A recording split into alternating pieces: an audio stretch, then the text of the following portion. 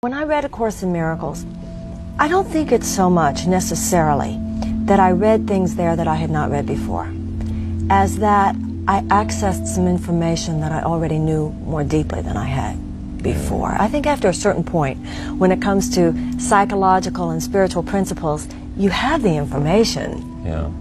That's not the point. After a certain point, you keep digging, you keep going to therapy, you stay in recovery because you're trying to access it more deeply.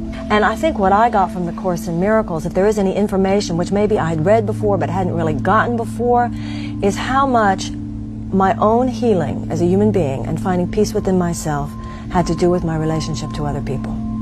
Because I was still laboring under the illusion that I could find God alone, that the spiritual quest was something that you did in solitude, and sometimes you even used it as a reason to feel superior to other people, you know?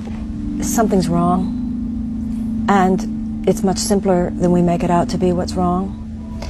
What's wrong is that we don't treat each other well, and that nations not treating each other well shouldn't surprise us. We don't treat each other well.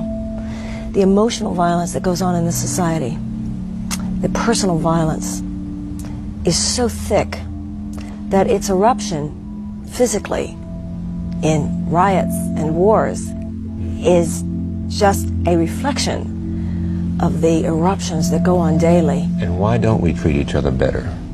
Because for thousands and thousands of years, really, the earth has been dominated by a thought system of fear, which accumulates generation after generation after generation, to the point where the most insane conclusions are justified as just the way things are.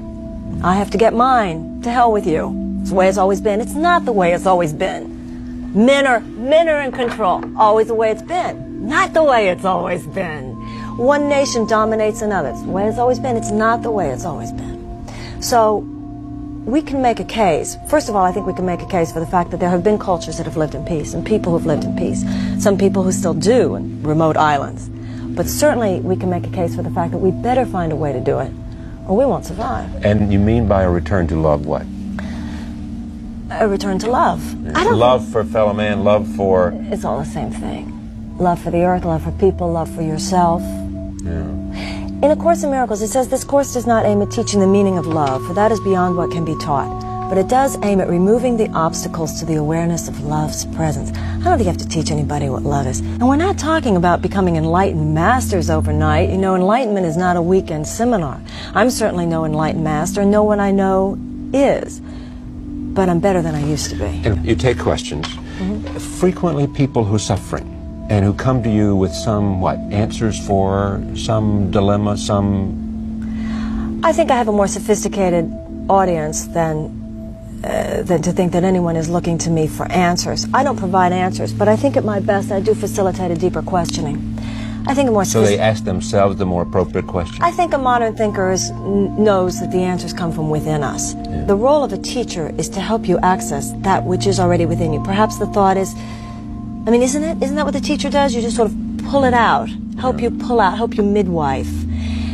I believe that there are universal spiritual truths. I don't lecture on A Course in Miracles because I think it's the only truth. I lecture on it because it's a personal path that I know something about, since it's my own. It's just one. You know, I believe that what Buddhism says, what Christianity says, what Judaism says, I think at their core they all say the same thing. Which is? Common sense.